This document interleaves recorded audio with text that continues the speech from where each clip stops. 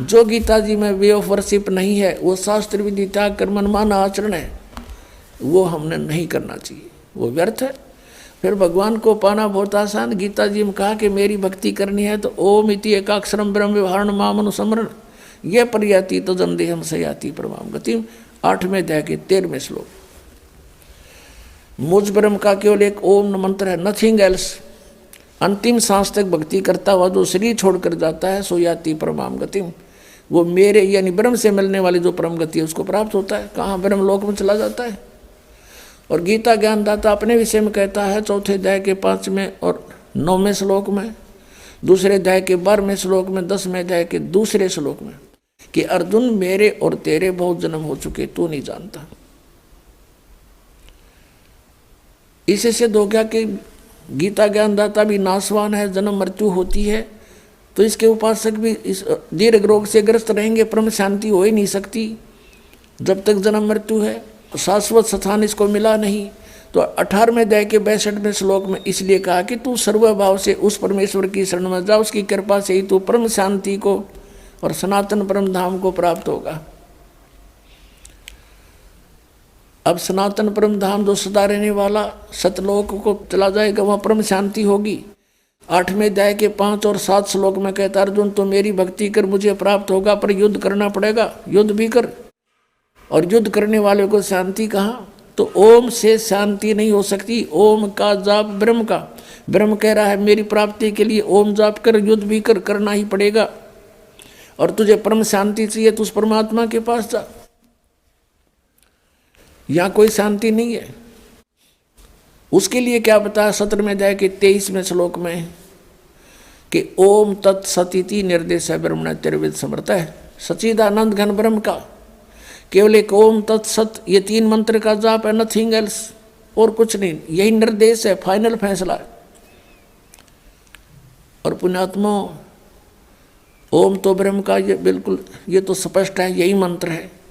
और तत् और सत ये सांकेतिक हैं, गुप्त हैं, कोड वर्ड है, ये दास बता सकता है, इस पृथ्वी पर किसी के पास नहीं है। यदि कोई इस दास से ये सुनकर फिर आगे आप पे प्रभु पाक जाएगा, गुरु बन जाता है, नाम देता, वो अनधिकारी है, वो सबसे बड़ा शत्रु है आपका। क्योंकि एक छोटा सा लाइसेंस आप बनवाते हो, ड्राइविंग लाइसेंस या पासपोर्ट, वो भी नकली कोई बना देगा तो वहाँ पकड़ा जाएगा जहाँ पर उसकी आवश्यकता पड़ेगी, फिर उसमें बहुत देर हो चुकी होगी और सजा के पात्र भी होंगे, दोनों होंगे, बनाने वाला भी बनवाने वाला भी। तो ये ओम तत्सत ये 3 मंत्र अभी आपको बताया था 15वें अध्याय के 16 और 17 श्लोक में 3 पुरुष है, एक सरपुरुष, एक अक्षर पुरुष, एक परम अक्षर पुरुष। 8वें अध्याय के मंत्र 1 में अर्जुन ने पूछा कि हे प्रभु, आपने 7वें अध्याय के 29वें श्लोक में जिस तत्परम के विषय में कहा कि उसको जानने के बाद फिर तो जरा मरण से ही छूटने का प्रयत्न करते हैं साधक, यहाँ की किसी वस्तु नहीं मांगते। तो 8वें अध्याय के 1 मंत्र में पूछा किम तत्परम, 8वें अध्याय के 3रे श्लोक में कहा कि वो परम अक्षर ब्रह्म है। तो 15वें अध्याय के 17वें श्लोक में वो परम अक्षर ब्रह्म की तरफ संकेत है कि उत्तम पुरुष तू अन्य परमात्मा इति उदाहरते, ये लोक तरम अविषय विवर्ती अवैश्वर है। तो 3 पुरुष है, एक सरपुरुष, ओम तो सरपुरुष का नाम है, सरब्रह्म भी कहते हैं इसको, ज्योति निरंजन काल भी कहता है ये। और अक्षर पुरुष इसका ये तत्व मंत्र है, ये गुप्त है, ये दास बताएगा। और ये ओम और तत्व मिलकर 2 अक्षर का नाम बनता है, ये सतनाम कहलाता है। ये राधा स्वामी वालों की पुस्तक आपको दिखाई थी, वो सारवचन वार्तिक और शिवजाल जी के वचन थे, उसमें सतनाम का उन्हें पता नहीं, ये खान का है पीन का, ये कोई स्थान है या कोई भक्तिकरण का या कोई एंड बैंड बोल रहे सारी। तो वो कहाँ के सतलोक जाएंगे, वो उनके अनुयायी कहाँ आँख नीचे बैठे हों अज्ञानियों के पीछे, भूल लगी है भारी और जीवन व्यर्थ हो रहा उन भोली आत्माओं का। तो गीता जी में जो लिखा उसके अतिरिक्त हम जो साधना करते हैं वो शास्त्र विधि त्याग कर मनमाना आचरण है, उससे कोई लाभ होना ही नहीं। तो उस परमात्मा को जिसको हम पाने का प्रयत्न करते रहे और उसने स्वयं ही आकर ये ज्ञान बताना पड़ा। यहाँ क्या बताते हैं कि सेवक हो के उतरे इस पृथ्वी के माही, जीव उदाहरण जगत गुरु, बार बार बलि जाहि। आदरणीय गरीबदास साहब जी कह रहे हैं कि उस परमात्मा के विषय में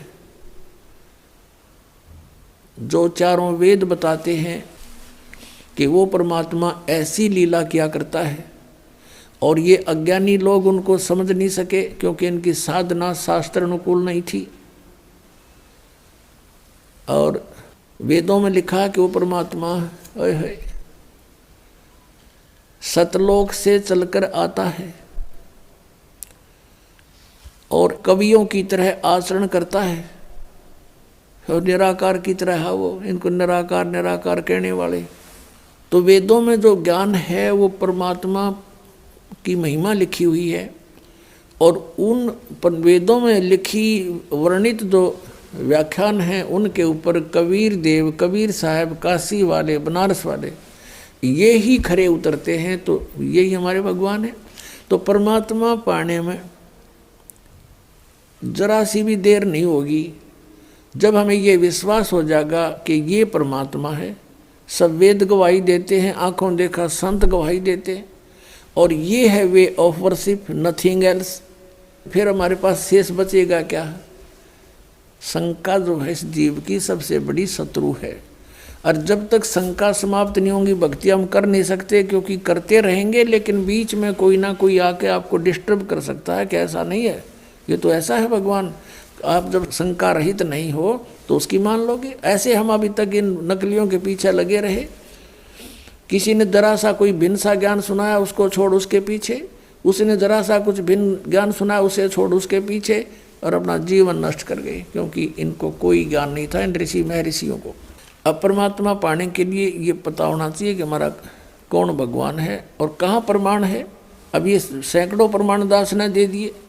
जिन महापुरुषों ने भगवान मिले उनने यही नाम जपे, 2 अक्षर का सतनाम, एक ओम, एक ये तत् गुप्त है। जिनको मिल चुका है वो मंत्र, उनको पता है सतनाम में दूसरा मंत्र कौन सा है। ये है 2 अक्षर का मंत्र, और ये सतनाम है। राधा स्वामी वालों को सतनाम का कह का भी नहीं पता, ये कहाँ मोक्ष होगा। इसी कारण से शिवदयाल जी प्रेत बने और अपनी शिष्या बुक्की में बोल रहे हैं वो, अरे पुण्यात्माओं को आँख खोलो, इतना विद्वान पुरुष, आज परमात्मा ने ऐसी बुद्धि दे रखी आपको, क्या क्या बना लिए हैं, हवाई जहाज बना लिए, इंटरनेट बना लिए, कंप्यूटर बना लिए। जो बनाना था वो अभी शुरू भी ना किया है। हमने केवल इस मनुष्य जीवन से ये डले नहीं डोने थे, हमने मोक्ष कराना था, और उसकी बहुत आसान तरीका, कोई विशेष इसमें कार्य नहीं, काम भी करते रहो, चलते फिरते उठते बैठते इस मंत्र का जाप करना है, नथिंग एल्स। बकवाद त्यागनी है। तो यहाँ क्या बताते हैं कि उस परमात्मा के विषय में, ओए अब आंखों देखा वो संत जिनको भगवान मिले वो क्या कह रहे हैं? सेवक हो के उतरे, सेवक हो के उतरे, ऊपर ते आए नीचे उतरे, इस पृथ्वी के माही, जीव उदाहरण जगत गुरु, बार बार बलि जाहि। ऋग्वेद मंडल नंबर 9 सूक्त 86 के मंत्र 26-27 में, ऋग्वेद मंडल नंबर 9 सूक्त 82 के मंत्र 1, 2, 3 में, ऋग्वेद मंडल नंबर 9 सूक्त 20 मंत्र 1 में, ऋग्वेद मंडल नंबर 9 सूक्त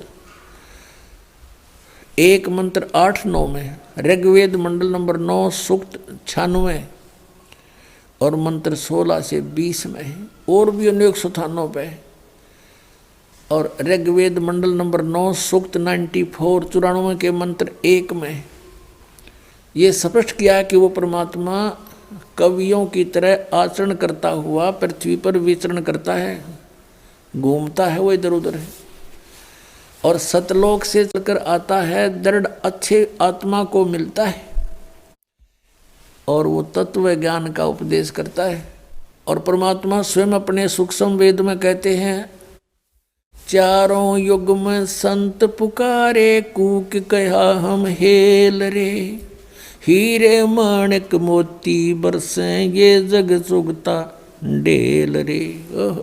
कि चारों युगों में उन संतों ने मेरी महिमा का गुणगान किया जिनको मैं मिला, और मैंने भी स्वयं आकर के ऊंचे स्वर में आवाज लगा लगा कर जनता को समझा, हीरे माणिक मोती बरसें, ये तत्व ज्ञान रूपी सत साधना रूपी अमृत हम बरसा रहे हैं, मोती बरसा रहे हैं। इनको ग्रहण करते नहीं है भोले भक्त, और ये डले ढो रहे हैं, ये जग चुगता ढेल रे, ढेल माने डले कंकर पत्थर इकट्ठे कर रहे हो, आन उपासना आन साधना के अन्य भगवानों की पूजा करके तुम डले ढो रहे हो, और हम हीरे मोती बरसा रहे हैं, इनको ग्रहण नहीं कर रहे, तुम निर्धन होते जा रहे हो। क्या बताते हैं, हमारा ज्ञान किन्हें ना सुनिया, ये पर भी लेन जात है दुनिया। कहीं पर आप देखते हो इन भ्रमित किए हुए अज्ञानी ऋषि संतों के द्वारा के फलाने स्थान पर कुंभ का पर्व होगा, वहाँ पर भी लगेगी, पर भी वो है इनकी 1 घंटा 1.5 घंटा स्नान का समय निर्धारित करते हैं किसी सरोवर तालाब या दरिया में, कि उसमें जो स्नान कर लेगा उसका बेड़ा पार हो जाएगा। ये कर रखा है ना ऐसा जुल्म। वहाँ बेड़ा पार नहीं, बेड़ा गर्क होता है। कैसे होता है, एक समय हरिद्वार के अंदर हर की पैड़ियों पर ये पर्व भी लगी थी। कुंभ के पर्व के ऊपर स्नान का समय निर्धारित किया था इन्होंने। वहाँ पर ये सभी त्रिगुण उपासक, रजगुण ब्रह्मा, सदगुण विष्णु, तमगुण शिव जी के उपासक, ये गिरी पुरी और नागा वैष्णु, ये कनपाड़े नाथ और बिना कनपाड़े, ये सारे वहाँ इकट्ठे हो गए स्नान के लिए। स्नान करने का जब समय आया, वहाँ क्या होता है, गिरी अलग ग्रुप में, पुरी अपने न्यारे ग्रुप में, नागा अलग से इकट्ठे हो जाते हैं, वैष्णव अलग से इकट्ठे हो जाते हैं। वहाँ से फिर स्नान करने के लिए चलते हैं अपने अपने मुखिया के पीछे। सबसे पहले नागा चले गए ऊपर भी नहाने के लिए, पर भी लेन मोक्ष प्राप्ति के लिए बेड़ा पार कराने गए थे नागा। सबसे पहले हर की पैड़ियों पर खड़े हो गए स्नान करने के लिए।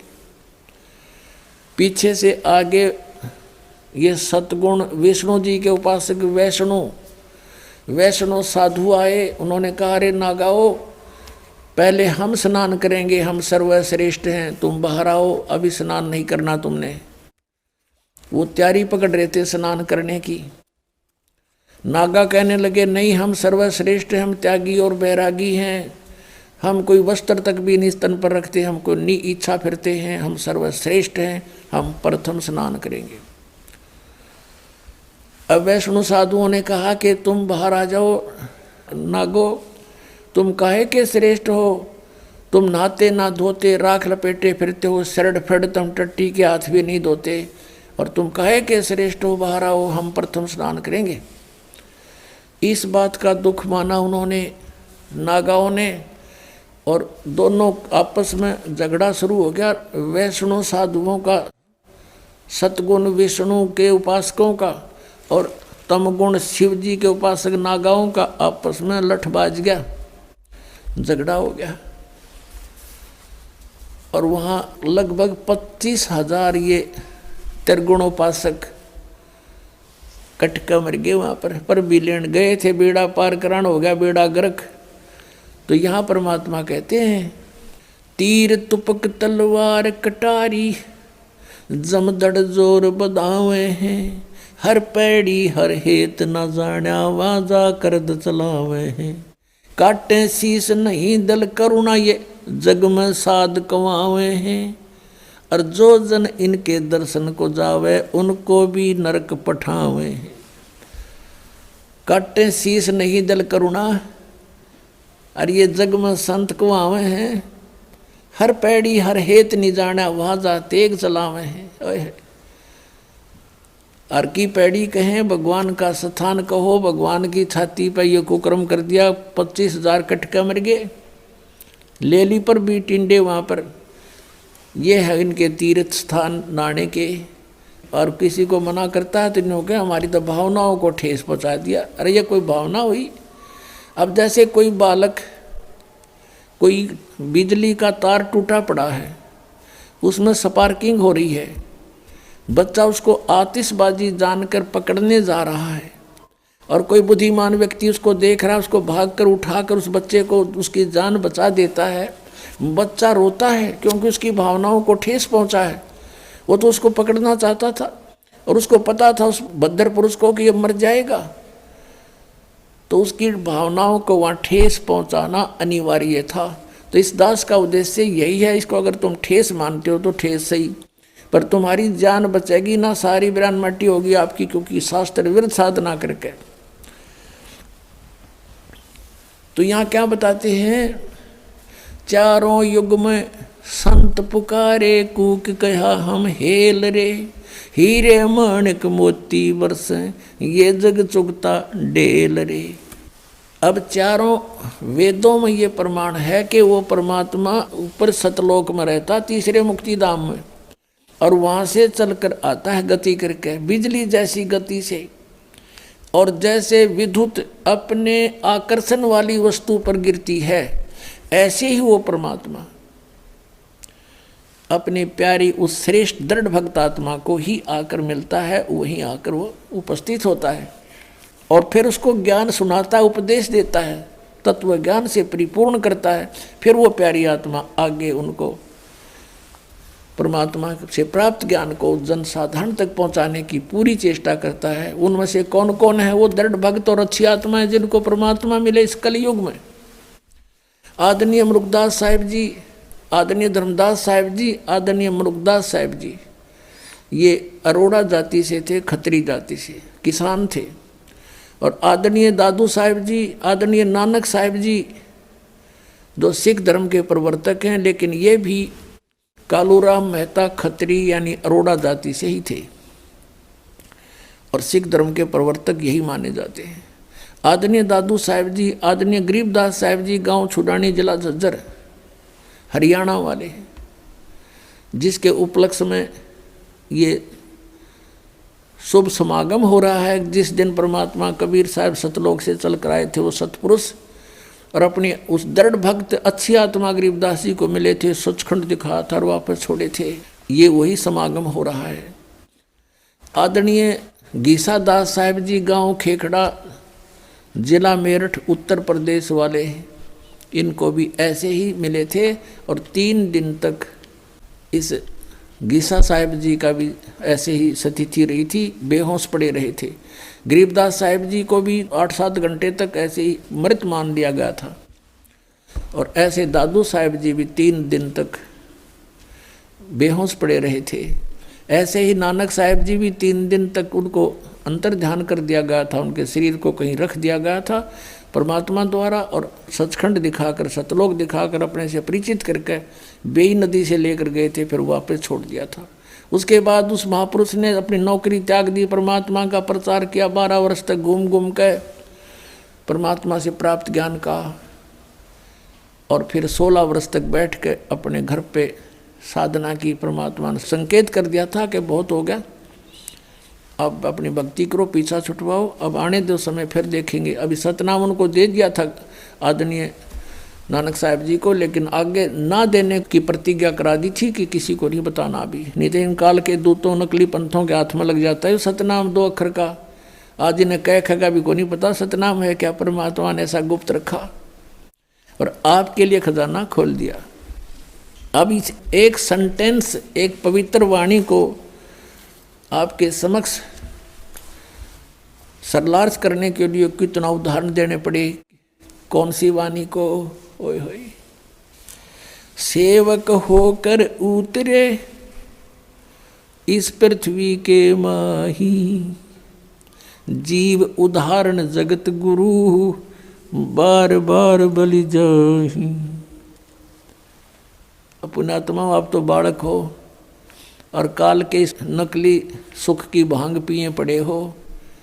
जिसका बालक बिगड़ जा, निकम्मा हो जा, शराब स्वरूप पी के किसी गिरा पड़ा हो, तो पिता को माता को पता लग जाए, दौड़े जाया करें, उसने लाओगे, उठा समझा बुझा के नवाव धोवाएंगे, उसको कोई ऐसी औषधि देंगे जिससे उसकी शराब उतर जा, क्योंकि वो उसके हमदर्द हैं। तो हम सभी काल की भांग पिए पड़े हैं। कबीर साहब कहते हैं, कबीर ये माया अटपटी और सब घट आन अड़ी, किस किस न समझाऊं या कुएं बांध पड़ी। सब एक प्रकार की बातें बोलते हैं, इनमें माया दिखाई देती है और कुछ भी ना दिखता। इनको मालूम है कि वो व्यक्ति करोड़पति था, 1 सेकंड में मृत्यु होगी। अब कहाँ गया वो करोड़पता, उसके साथ कहाँ गई वो माया। सर्व सोने की लंका थी वह रावण से रणधीरम, एक पलक में राज विराजी फिर जम के पड़े जंजीरम। परमात्मा कहते हैं भक्ति ना क्या होता है, ये भ्रम रहा संसार। एक रति कंचन पाया नहीं रावण चलती बार। रतन एक रति कंचन 1 ग्राम गोल्ड भी नहीं प्राप्त कर सका, सारी सोने की लंका बना रखी थी, जाते समय कुछ नहीं लेकर जा सका।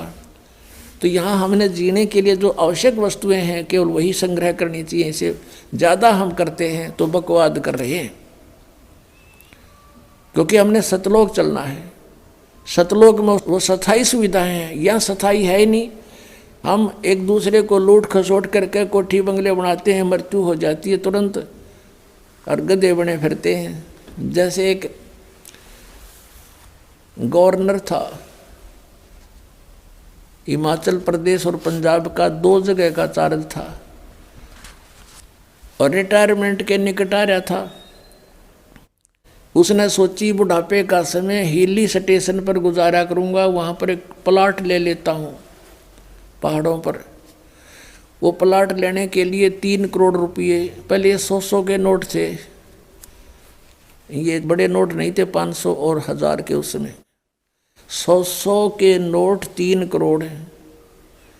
एक जीप में आवे को नहीं इतने हो जाते। वो धर लिया हेलीकॉप्टर में, उसने बयाना देने गया था, प्लाट खरीदने गया था और साथ में परिवार साथ में आप बैठा जा था।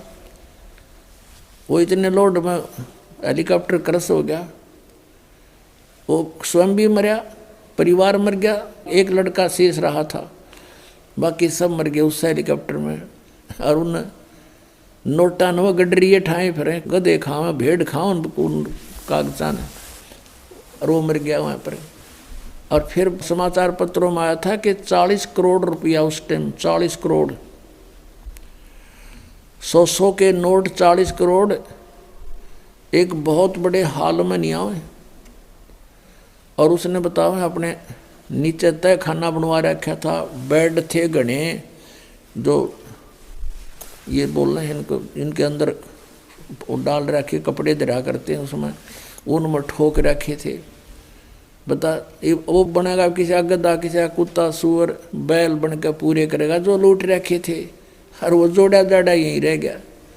तो ये ज्ञान हमने सत्संग से समझना पड़ेगा। जब भक्ति करनी है, परमात्मा पाना है, तो आपने ये मर्यादा, इस नियम से रहना पड़ेगा। और आपको आवश्यकता कुछ वस्तु की होगी तो भगवान आपको अनायास ही देगा, आप देगा। आप इस मर्यादा से रहें। तो अब क्या बताते हैं कि आप जी ने इधर ध्यान कभी दिया नहीं, क्योंकि इधर ध्यान तो जब दे जब हमें कोई बताने वाला हो। हमें तो ये गुण गाएंगे, बजले रे भगवान, भगवान की सा भगवान निराकार। चलो भाई निराकार होगा। अब भगवान से हम मिलना चाहते हैं, हर भगवान निराकार बताते हैं, हमारी बुद्धि काम नहीं कर रही थी कि ये क्या बोल रहे हैं, बकवाद कर रहे हैं। अब जैसे किसी बेटी का विवाह करते हैं माता पिता, और उसकी माता बताती है बेटी जिस लड़के से हम तेरा रिश्ता करके आए हैं वो ऐसा है, उसके पास ऐसी संपत्ति है, उनका ऐसा मकान है, तो रुचि बनती है बालक की। और कोई नो कह दे बेटी तेरा विवाह कर दिया और पति तेरा है ही नहीं, वो तो निराकार है, तो वह बता के गड्ढेगी वहाँ पर, वह क्या करेगी उस निराकार पति का। तो अब हम परमात्मा से मिलने की चेष्टा करते हैं और कहते हैं भगवान निराकार है। और ये राधा स्वामी पंथ वाले, धन धन सतगुरु पंथ सिरसा वाले, डेरे वाले, सच्चा सौदे वाले, और जय गुरुदेव वाले, और ये जनौद वाले, भिवानी वाले, ये एक राधा स्वामी पंथ समझो सारा ही। और इनका विधान है कि सतलोक में भगवान नहीं, सतपुरुष नहीं है, वहाँ तो चेतन ही चेतन है, चैतन्यता ही चैतन्यता है, प्रकाश ही प्रकाश है। और आत्मा उस प्रकाश में ऐसे मिल जाती है जाकर जैसे बूंद समुद्र में, वो तो डूब कर मरना हो गया। फिर कोई बात हुई है? तो ये विधान है, करोड़ों व्यक्ति डबो दिए इन अज्ञानियों ने, शास्त्र विरुद्ध साधना करा के काल के जाल में फंसा दिए। अब कहें तो दुख मानते हैं श्रद्धालु भी कि रामपाल तो आलोचना करता है। आलोचना की परिभाषा बदल ली तुमने अज्ञान के कारण। सत्य कहना आलोचना नहीं होती, वह सत्य होती है। आलोचना होती है किसी के बारे में झूठी बकवाद करे। हम तो विद प्रमाण बोलते हैं, आप ही की पुस्तकों से दिखाते हैं कि ये देखो दुर्गति हो रही तुम्हारे परम धनी शिवदयाल की। भूत बनकर अपनी शिष्या बुक्की में फिर शंका समाधान करने लग रहा बैठ के। वो कहते हैं तो अनामी लोक में चला गया। अनामी लोक में कहाँ गया, तो बुक्की लोक में आ गया।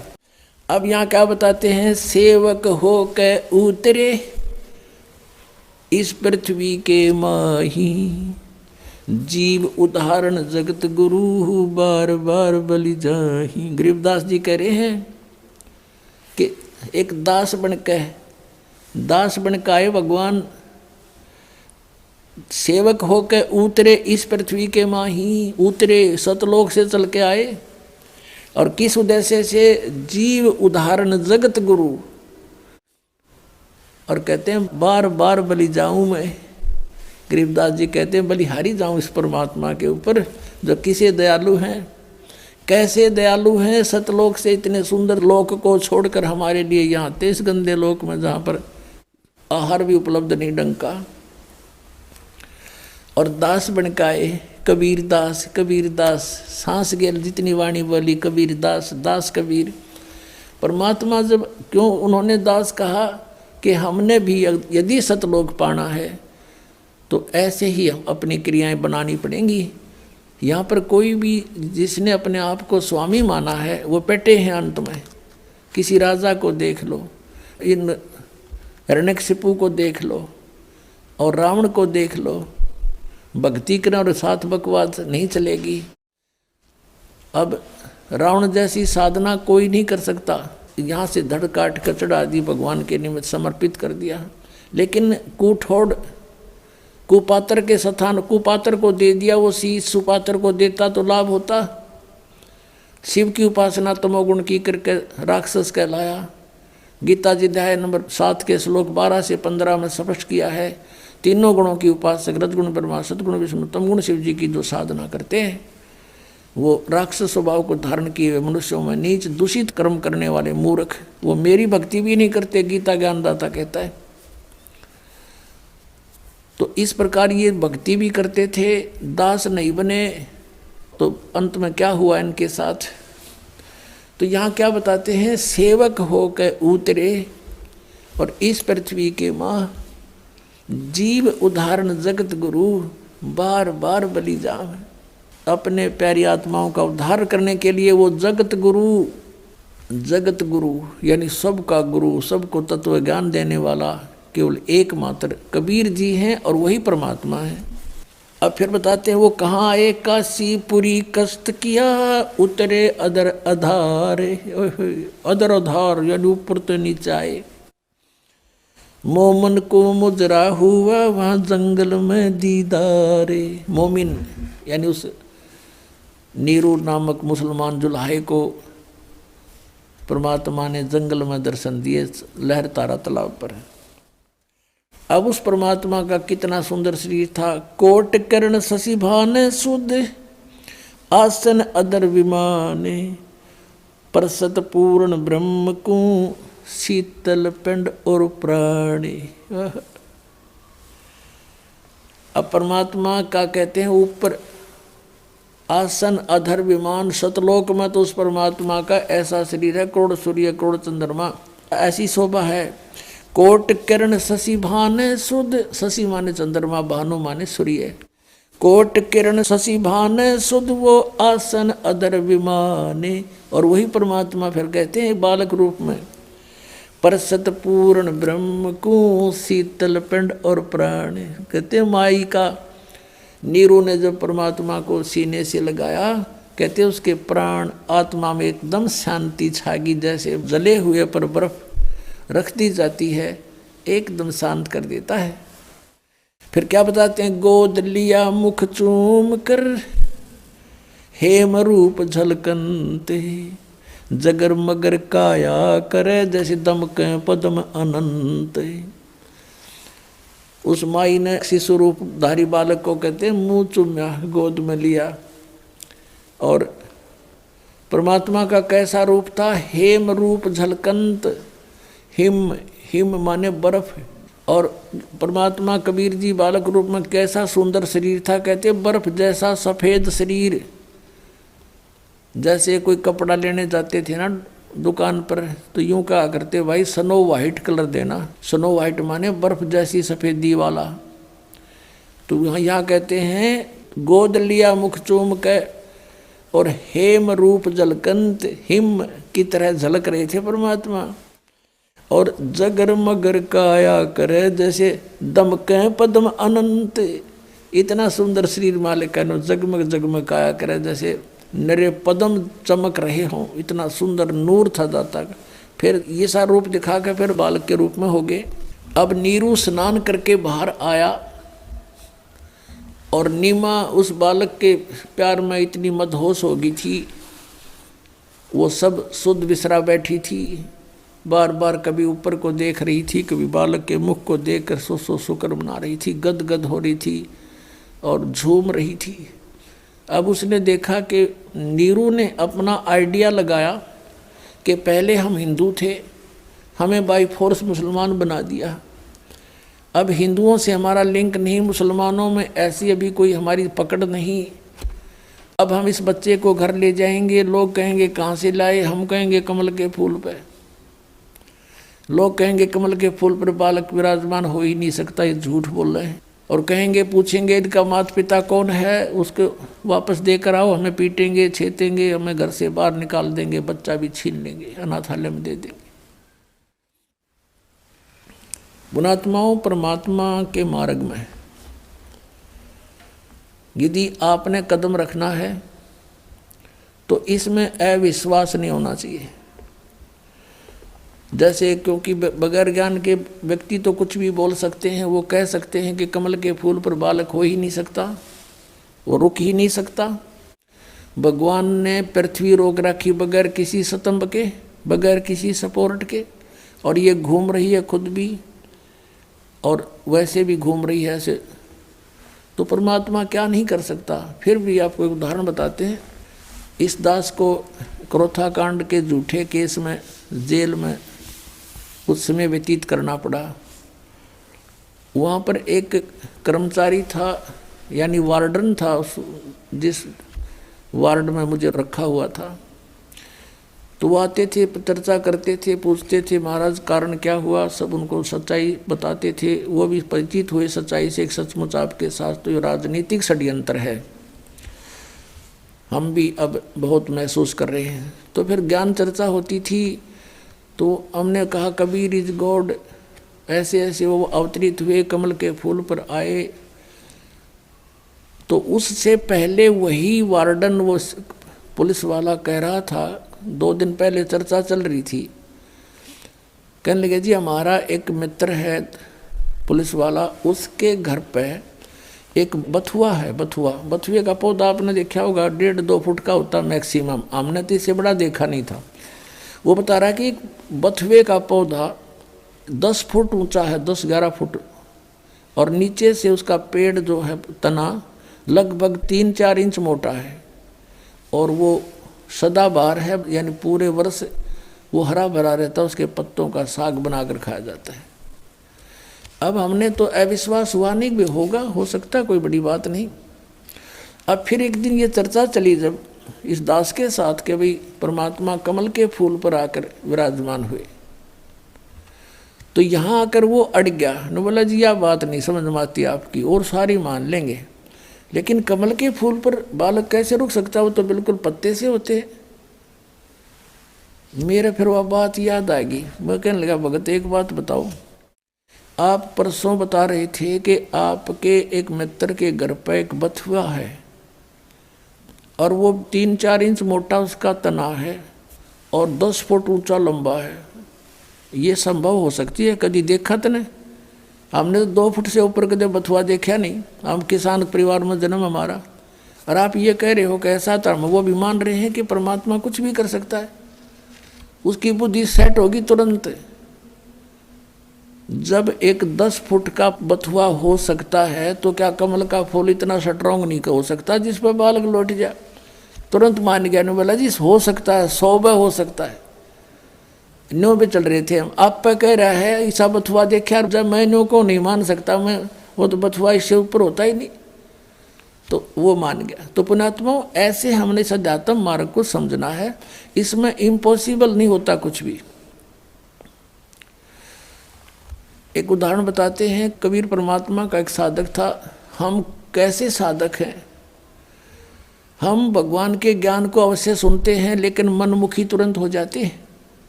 अब वो साधक घर छोड़ कर जंगल में पहाड़ पर जाकर बैठ गया और वहाँ दिन रात भक्ति कर रहा था, साधना करता था।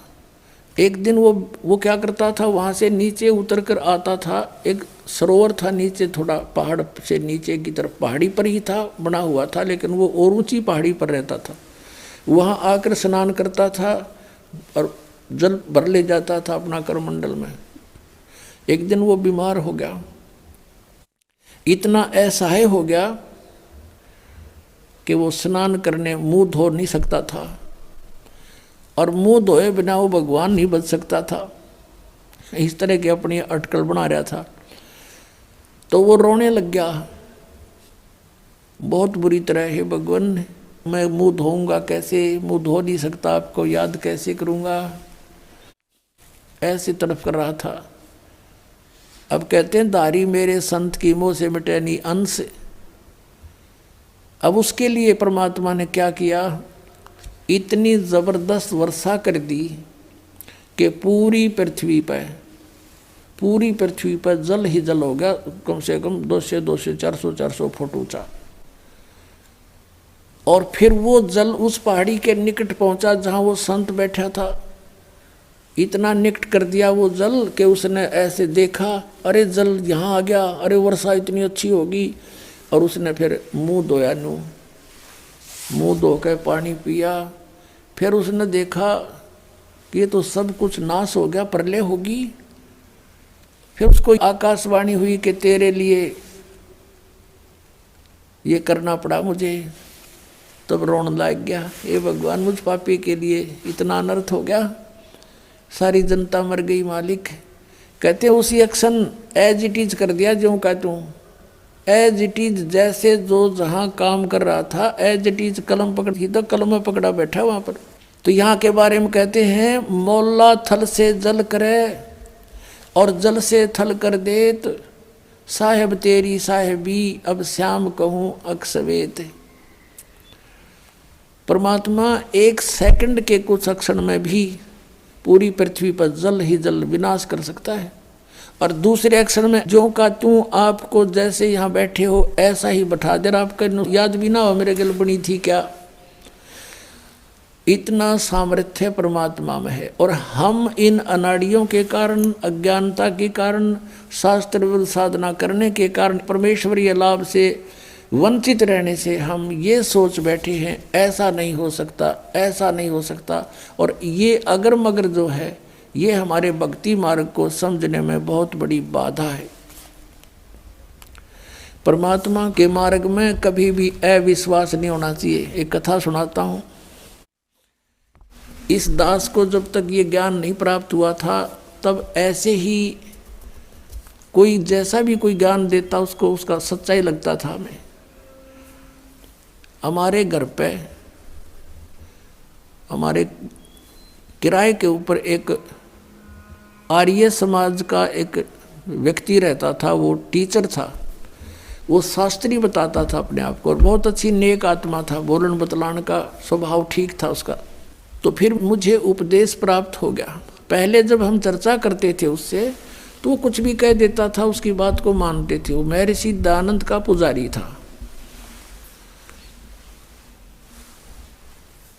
जब दास को ये ज्ञान हुआ सन 1988 में नाम प्राप्त हुआ, तो 1989 में एक वर्ष बाद दास ने क्या सोचा कि ये भक्ति बोध जो आपको देते हैं मंत्र, ये नित्यनेम करण की पुस्तक, ये छपवाई। इस दास ने कुछ पुस्तक छपवाई 2000 या जैसा भी, और वो छपवाई इसलिए थी कि गुरुदेव को दे देंगे और वो भक्तों को आगे फ्री बांटते हैं। अब वो जब वो ऊपर एक हमने पूजा स्थल बनाया था 15 बाई 5.5 का, गैलरी के ऊपर अलग से सेपरेट बनाया था। उसमें खिड़कियां लगाई थी, एक शीशा टूटा हुआ था। उन खिड़कियों के बाहर की साइड में लोहे की जाली लगानी थी।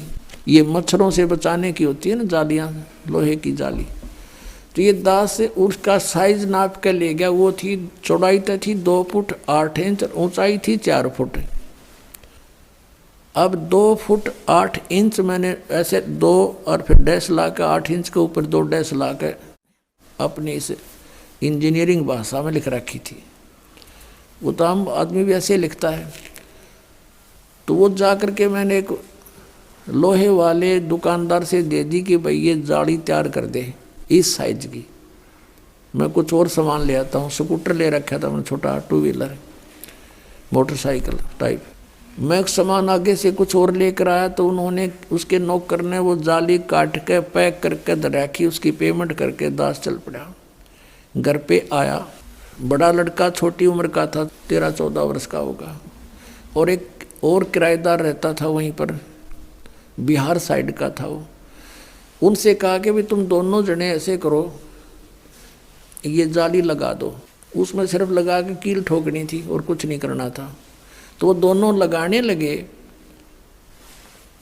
वो जाली लगाने लगे तो वो चौड़ाई में छोटी थी 8 इंच, उसके काटने में फर्क रह गया। धोखे से ना 2 फुट 8 इंच की बजाय 2 फुट काट दी और ऊंचाई से ही काट दी। उन्होंने मुझे बताया, लड़के ने फिर उसने दोनों ने कि जी ये जाली तो छोटी है। मैं भी छोटी कैसे हो सकती है, मैं नाप के देख रहा हूँ नाप। मेरे सामने उन लगा के दिखाई 8 इंच छोटी। फिर मैंने ऐसे करके देखा, मैं कदे दूसरी तरफ चला दी, वो यूँ तो फिर और ज़्यादा अंतर था। दूसरी फिर देखा, दूसरी भी ऐसी। अब वहाँ जहाँ मकान बना रखा था शहर, वहाँ से काफ़ी दूर था, 3-4 किलोमीटर की दूरी पर। मैंने सोचा फिर देखेंगे, अब समय नहीं है। सुबह उठकर जल्दी अपनी ड्यूटी पर चला गया। उनने पीछे से उठा कर वह स्टोर में फेंक दी, उनकी माँ ने जाली। अब फिर ऐसे ही फिर कुछ दिनों के बाद क्या किया, पुस्तक छपवाई भक्ति बोध, और वो ऊपर रख दी उस पूजा स्थल में, तख्त के ऊपर। कुछ दिन के बाद क्या देखा कि शीशा फूटा हुआ था खिड़की एक साइड का, उसमें से चूहे घुस के उनको काटना शुरू कर रखा। तो फिर मेरे दिमाग में आई कि वो जाली जो 2 थी, उन दोनों को एक पर लगा देते हैं फिलहाल, फिर देखेंगे। कुछ समय नहीं था, कुछ ऐसा लीला मालिक की थी, यो खेल खेलना था इस दास के साथ। तो मैंने उन बच्चों से कहा कि भाई ऐसे करो, वो जाली जो छोटी थी कहाँ जी, वो ऊपर रखी है स्टोर से निकाल के, इन दोनों को ऊपर ओवरलैप करके एक खिड़की को कवर कर दो, इसमें से चूहे घुसते हैं। और पुस्तक काट दी भगवान की। उन्होंने कहा ठीक है जी। मैं चला गया अपनी ड्यूटी पर। तो शाम को मुझे चिंता थी कि नहीं लगा रखी होगी तो बच्चों से लगवाऊंगा। तो क्या देखा कि एक जाली लगा रखी है, एक जाली नीचे पड़ी है। अब मैंने देखा कि वो एक ही जाली पूरी लगी हुई है और कुछ एक्स्ट्रा लटक रही है। मैंने उनकी माँ से पूछा कि ये जाली वही है या कोई और चेंज करवा लाए बच्चे। उसने कहा जी मैं सुबह से इसको कह रही थी भाई तू लगा दे, इस जाली को लगा लो, तेरा पापा फिर नाराज होगा। और ये मान नहीं रहा था, खेलने चला गया। अब आया था 20 मिनट पहले और मैंने उतार के ये अभी दी थी इनको। वही किराएदार जो अनिल नाम था उसका, बिहार का रहने वाला था, उन दोनों ने सीढ़ी लगा करके वो एक साइड में लगा दी थी और वो एक लादी एक पड़ी। मैंने कहा ये जाली तो छोटी थी। अब उनका ध्यान नहीं इतना और मेरा कलेजा पकड़ लिया। मैंने कहा बच्चा कहाँ है? वो बुलाया, दोनों इकट्ठे करे कि भी सच्ची बताओ। मैंने लड़के से कहा मेरे सिर पर हाथ रख के और कबीर साहब की कसम खा बेटा कि तू और नहीं लाई जाली। अगर नहीं पापा अभी मेरी मान उतार के नीचे डाली है। अरे ने पूछ लो अभी लगाई हमने। फिर मैं उनको याद दिलाया कि ये छोटी थी जब तुम पहले लगा रहे थे साल भर पहले। 8-9 महीने पहले कहा, ये छोटी थी, बिल्कुल छोटी। दोनों को याद आ गया, अरे ये कैसे पूरी होगी, हमने नहीं पता। एक ये पड़ी, उनको जंग लगा हुआ थोड़ा थोड़ा, एक रेनी सीजन ऊपर का उतर गया था उसका, वर्षा का मौसम भी ऊपर का उतर चुका था। अब पुण्यात्माओं, वो दिन है राज, ये दृढ़ हो गया इस दास को कि परमात्मा जो चाहे सो कर सकता है। हमने सुना था द्रौपदी का चीर बढ़ा दिया, परमात्मा ने दास की लोहे की जाली बढ़ा दी।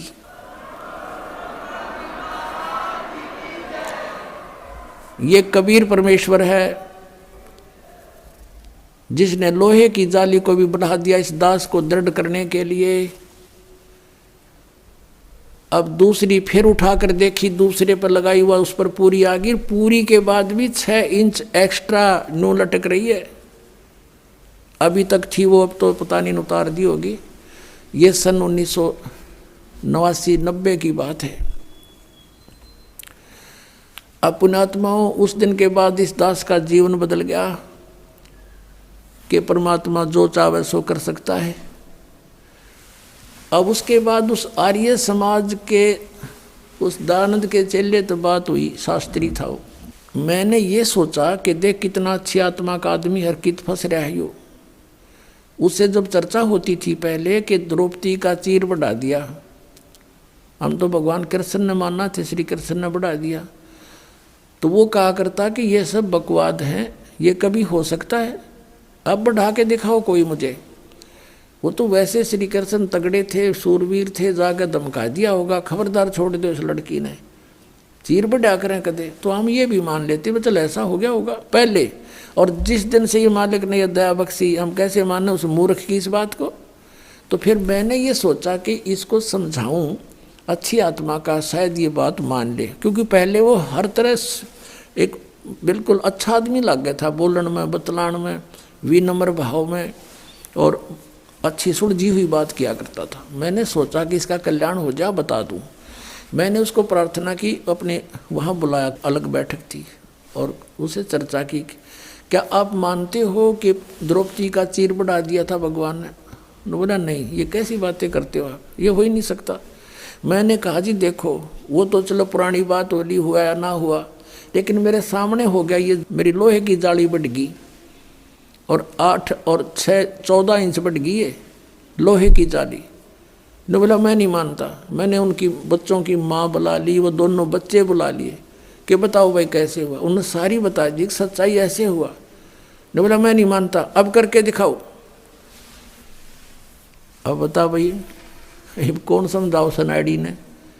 मैं चुप हो गया, मैं तो जमा, और लाल आँख होगी कोती, कहते इतना शरीफ दिखा था, और कोती बहुत ज़्यादा यानी क्रोधित सा हो गया। हमने सोचा भाई क्यों ये लड़ पड़ेगा, चुप हो गया मैं नहीं बोला। फिर मैं इस बुद्धू ने भी क्या बताऊँ, हम 4-5 जने गवाही दे रहे हैं, हर यो एक उस अज्ञानी महर्षि की बात पढ़ा बैठा है।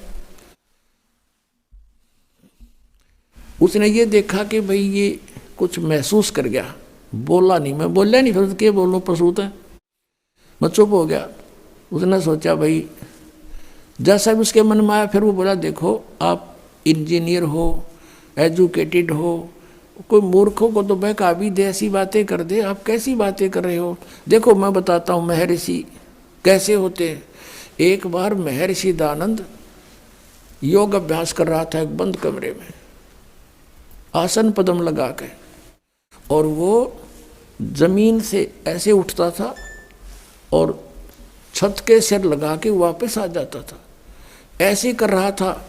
रसोईया गया भोजन के लिए प्रार्थना करने, उसने झांकी से देखा, खिड़की से देखा, महर्षि दयानंद ऐसे जा रहा था, ऊपर छत के सिर लगा के वापस आ रहा था।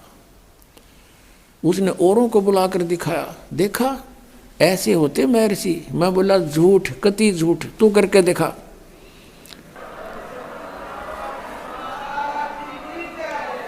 मैं बोला अब करके दिखा। ओडे का मुँह हो गया। ने हो गया तू घना सियाना बना दिया कबीर पंथिया ने, वो पहले वाला रामपाल ना रहा, मैं पहले वाला ना रहा। मैं तारे मूर्खा ही सारी बात मान्या करता, मेरी आँखें के साथ भी तेरी, तू अभी उसी घेसी पेटी बातों को बोल रहा है। तो पुण्यात्माओं, परमात्मा के मार्ग में अविश्वास नहीं होना चाहिए। एक दो साधक थे, एक 40 वर्ष से साधना कर रहा था, बड़ी बड़ी दाढ़ी बढ़ा रखी, बैठक पति परमात्मा प्राप्त दिखाई देता। एक 4 वर्ष से साधना प्रारंभ की थी, नौजवान बच्चा था। एक देवदूत आता था भगवान के दरबार से, उन दोनों से मिलता था, घंटों भगवान की बातें चर्चा करके दोनों से। वो रहते थे अलग अलग, एक इधर एक दूसरे पश्चिम में, एक पूर्व में, गांव के नगर के। दोनों के पास चर्चा करके जाता था। एक दिन उस देवदूत ने भगवान से कहा, भगवान विष्णु से, कि भगवान आपके 2 भक्त बड़े अटल हैं, आपके ऊपर पूरा विश्वास करते हैं। विष्णु जी ने देखा, ध्यान दृष्टि से कहा कि नहीं, उनमें से एक भक्त है, एक भक्त नहीं है, वो ढोंग कर रहा है। तो देवदूत ने कहा कि भगवान वो होगा जो अभी 4 वर्ष से लगा है, कि नहीं, जो बहुत पुराना लगा हुआ है वो भक्त नहीं है, वो विश्वासी नहीं है। देवदूत को ये समस्या आ गई कि शायद भगवान ने समझा नहीं होगा ढंग से। कहने लगा, जी इधर पूर्व की साइड में बैठा है ना, वो दाढ़ी बड़ी बढ़ रही है, बड़ा वो है, 40 वर्ष से लगा हुआ, आपका पक्का भगत है। कहने लगा, वही तो भगत नहीं है, भगवान बोले। अब वो देवदूत उसके मुंह का नहीं देखा, मालिक के मुंह का नहीं, भाई कैसे बोल रहे हैं परमात्मा। तो विष्णु ने कहा कि आपको मेरी बात पर विश्वास नहीं हुआ। देवदूत ने कहा, भगवान ये तो नहीं हो सकता कि आपकी बात अविश्वसनीय हो, लेकिन मेरी बुद्धि छोटी है, ये काम ना कर रही। तब विष्णु जी ने कहा कि आज तू थोड़ा सा देर से मिलने जाना उनको, और वो कारण पूछे तो उनको ये बताना। अब ठीक है। वो सबसे पहले गया तो उससे के पास जिसने सही भगत मानना था, 40 वर्ष से भक्ति कर रहा था, उसके पास गया तो उसने पूछा उस बड़े भगत ने कि देवदूत आज तो बहुत देर कर दी, 2-3 घंटे लेट आए, क्या बात होगी, स्वस्थ तो हो। तो देवदूत ने कहा कि भगत क्या बताऊं, आज तो भगवान ने ऐसी अनहोनी कर दी। परमात्मा ने दिन के 1 बजे और एक अनहोनी लीला करनी थी, उसको देखने के लिए रुका रहा मैं। क्या करनी थी कि एक हाथी को और सुई के उस सुराख से निकालना था,